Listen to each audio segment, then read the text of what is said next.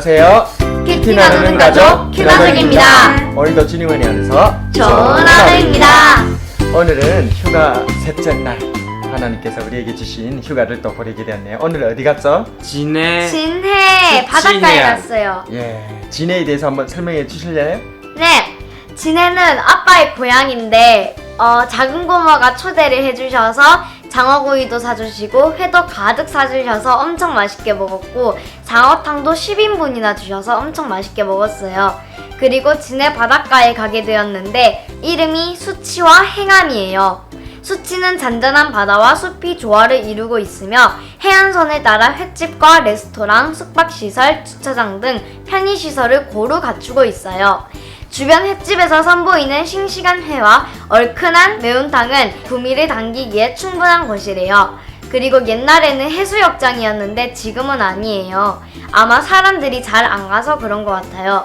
우리가 갔는데 사람들이 조금 있었고 물질하는 아저씨, 아줌마도 있었고 바닷바람을 가족과 함께 쐬니 상쾌하고 좋았어요. 또 행암에 마침 기찻길이 있어서 영화 박하사탕이라는 영화가 생각나서 나 다시 돌아갈래 라는 대사도 패러디해서 찍었어요. 나 돌아갈래. 와, 야, 우리 세이가 굉장히 진해에 대해서 잘 설명을 해준 것 같네요. 박수! 오늘은 우리가 예레미야 50장 21절에서 32절까지의 말씀으로 묵상하면서 은혜를 나누었는데요. 오늘 본문의 주제와 내용은 무엇이었죠? 바벨론의 교만이요. 아, 예. 바벨론의 교만은 어떤 것들이 있었나요? 그리고 그것에 대해서 같이 또 은혜를 나눌 사람. 저요. 예. 저는 23절에 있는 교만을 묵상했는데요. 여기 온 세계의 망치가 어찌 그리 꺾여 부서졌는고 라고 나와 있어요. 망치가 꺾여 부서졌다는 말은 하나님께서 잡고 휘두르실 자루가 부서져 없어졌다는 뜻이므로 하나님께서 더 이상 사용하실 수 없다는 뜻이 돼요. 저도 제가 잘 될 때는 제가 잘해서 잘 된 줄로 알고 있었지만 사실 하나님께서 제 자루를 잡고 저에게 이롭게 사용해 주셨다는 것을 깨달았어요. 이제부터는 하나님께서 바벨론처럼 제가 교만해서 제 자루를 부서뜨리기 전에 하나님을 의지하면서 하나님 앞에서 겸손하게 살아가는 사람이 되어야겠습니다. 예. 맞아요. 바벨론이 하나님께서 23절에 뭐라고 했다고요? 온 세계의 망치. 예. 망치의 머리 부분은 아주 단단하고 강력했다고 하지만 그러나 문제는 망치의 자루. 그 자루가 약했던 거죠. 그 자루로 사람이 잡고 망치를 이렇게 두르는데 그 자루가 없어버리면 망치를 쓸 수가 없게 되는 거죠. 바벨론이 그랬다는 거죠. 바벨론은 자기네들이 강하고 단단하고 그러니까 그걸로 온 세계를 자기네들이 다 부술 수 있다고 생각했던 거죠. 그런데 사실은 그 자루로 망치를 쥐고 휘두르는 사람, 즉 하나님께서 계셔야만 자기가 그렇게 쓰임을 받을 수 있는데 그것을 알지도 못한 채 망치의 자루가 부러짐으로 말미암아서 결국 하나님 앞에 쓰임을 받지 못하는 바벨론의 교만이 패망을 불러일으키게 되어졌다라는 것이 오늘 우리 말씀이었던 것 같아요. 예, 또 다른 사람? 저요. 저는 31절이요. 바벨론이 하나님을 대적했으니까 하나님께서 바벨론을 대적하시잖아요. 근데 하나님을 대적하는 거는 하나님께 불순종하고 하나님과 싸우는 일이잖아요. 그러니까 하나님께 지키기로 했던 약속들을 지키도록 하겠고요. 하나님 말고도 다른 사람이랑 약속을 한 게 있는데 그런 것도 잘 지키도록 하겠습니다. 와!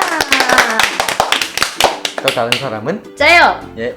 28절을 보면 바벨론이 하나님의 성전을 부수었다는 사실을 알게 되었어요. 이 말은 즉슨 바벨론이 하나님께 한판 뜨자 한 것과 같아요. 그리고 이 일이 일어난 이유는 바벨론이 교만해서 일어난 일이에요. 제가 이 말씀에서 느낀 점은 저도 교만해서 하나님 솔직히 제가 뭐 좀 잘하긴 하죠 이렇게 하면서 교만했는데 이제부터는 이런 일이 일어나지 않도록 기도하며 묵상을 실천으로 옮겨야겠어요. 그리고 실천한 거 있어요. 이제 진해에서 다 놀고 차를 타고 집에 가고 있었는데 갑자기 누구가 인싸고 누구가 아싸고 이렇게 막 갑자기 말이 나왔는데 막 제가 인싸라고 우기면서 난 친구도 많고 뭐도 잘하고 하고 있었는데 성경 말씀이 생각나가지고 언니 칭찬해주고 교만하지 않고 교만을 멈췄어요. 또 제가 볼게요. 저는 31절 말씀에 은혜를 받았어요. 네.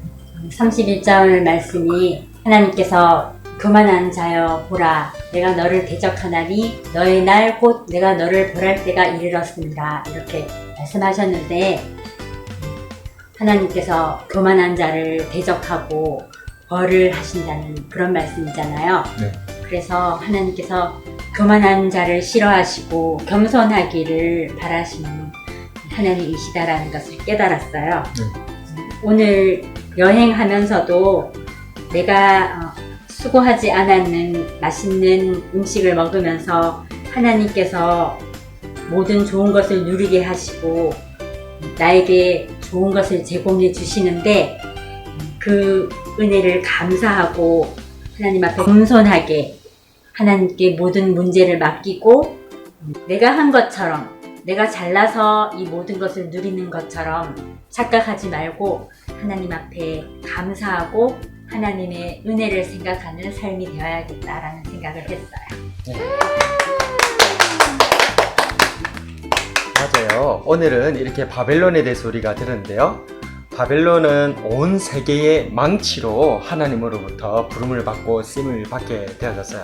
그럼에도 불구하고 하나님께서 자신을 그 망치로 세웠다는 사실, 그렇게 능력 있게 세워주셨다는 사실을 잊어버리고 교만하여서 감히 하나님을 대적하는 그러한 존재로 쓰임을 받게 되어졌죠. 우리도 이렇게 하나님께서 주시는 은혜와 사랑을 기억하지 못하게 되어지면 내가 잘나서 나의 능력이 좋으니까 이렇게 자기 자신에게 집중하다 보면 하나님 앞에 교만한 자가 될 수밖에 없다는 사실을 기억해야 될 거예요. 그리고 특별히 오늘 23절 말씀처럼 온 세계의 망치가 어찌 그리 꺾여 부서졌는고, 온 세상의 망치였던 이 바벨론, 그가 교만했던 이유는 바로 그 손잡이가 부서져 버렸기 때문에 하나님으로부터 붙잡힘을 받지 못하고 쓰임을 받지 못하였다는 거죠. 즉 교만이라는 것은 하나님께 쓰임받지 못하는 것, 하나님에게 붙들리지 못하는 상태, 그것을 교만이라는 것을 알 수 있죠. 그렇다면 겸손은 뭘까요? 하나님의 손에 잘 잡히는 것. 그렇죠. 그립감 하나님의 손에 잘 잡히는 것, 하나님 앞에 그립감 좋게 그렇게 탁 잡혀서 잘 움직여지는 것. 그래서 하나님께서 가라고 하면 가고 서라고 하면 서는 그러한 삶의 모습, 하나님 앞에 붙잡혀 있는 그러한 삶의 모습, 그것이 바로 겸손이다. 네. 우리는 하나님께 잘 붙잡혀 있는 그런 사람들이 되어야 되겠어요. 네, 그래서 네. 하나님께서 언제든지 우리를 들어서 쓰시려고 하셨을 때에 하나님 마음껏 들어서 사용해 주셔요. 하나님의 손에 붙들린 사람이 되고 싶습니다. 그렇게 겸손한 삶을 살아가는 우리 가족, 그리고 귀가족이 되길 주님의 이름으로 축복합니다.